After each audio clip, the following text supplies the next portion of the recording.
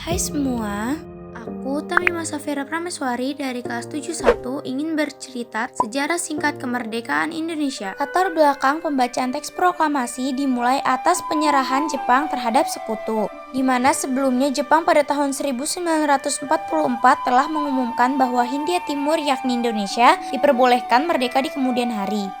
Pengumuman tersebut dilakukan karena tentara Jepang sudah semakin terdesak. Bahkan Kepulauan Saipan juga berhasil direbut dari Jepang. Sehingga selanjutnya pada tahun 1945 dibentuklah PUPKI dan PPKI. Namun saat Perang Pasifik terjadi, Hiroshima dibom pada tanggal 6 Agustus 1945 dan disusul pengeboman Nagasaki tanggal 9 Agustus 1945. Peristiwa tersebut membuat sekitar 14.000 penduduk Jepang menjadi korban dan akhirnya mereka mengaku kalah dari sekutu. Buntut dari peristiwa ini yaitu Jepang berjanji memberikan kemerdekaan pada tanggal 24 Agustus 1945 untuk Indonesia. Pro kontra proklamasi pada peristiwa Rengas Dengklok, sejarah kemerdekaan Indonesia juga mengalami pro kontra menjelang pembacaan proklamasi tersebut. Pro kontra ini terjadi antara golongan muda dan golongan tua.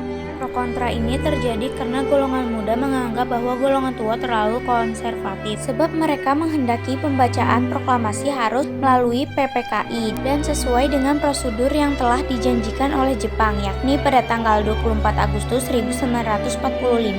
Selanjutnya, rapat resmi dilangsungkan di Pegangsaan Timur, Jakarta pada 15 Agustus 1945. Hasil rapat yang dipimpin oleh Khairul Saleh tersebut memutuskan bahwa kemerdekaan Indonesia tidak harus menggantungkan pada pihak lain dan merupakan hak rakyat. Meski keputusan rapat yang menjadi bagian sejarah kemerdekaan Indonesia itu telah disampaikan kepada Soekarno-Hatta, mereka tetap bersikeras dengan pendirian yaitu proklamasi harus dilangsungkan melalui PPKI. Sehingga pada akhirnya golongan muda membawa Soekarno-Hatta ke Rengas Dengklok, salah satu daerah di Kabupaten Karawang. Pilihan membawa Soekarno-Hatta keluar Jakarta adalah untuk menjauhkan mereka dari pengaruh Jepang. Pengamanan Soekarno-Hatta ke Rengas Dengklok dibantu dengan perlengkapan tentara peta.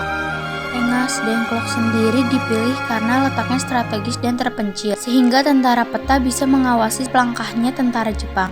Setelah kembali ke Jakarta, mereka menuju kediaman Laksamana Maeda untuk melakukan perumusan teks proklamasi. Pada akhirnya berdasarkan pembicaraan antara Insinyur Soekarno, Muhammad Hatta, dan Ahmad Soebarjo, didapatkan rumusan teks proklamasi yang langsung ditulis tangan oleh Soekarno. Dan akhirnya pada tanggal 17 Agustus 1945 dirumuskan dan dibacakan teks proklamasi dan ditetapkan sebagai Hari Kemerdekaan Negara Republik Indonesia. Merdeka!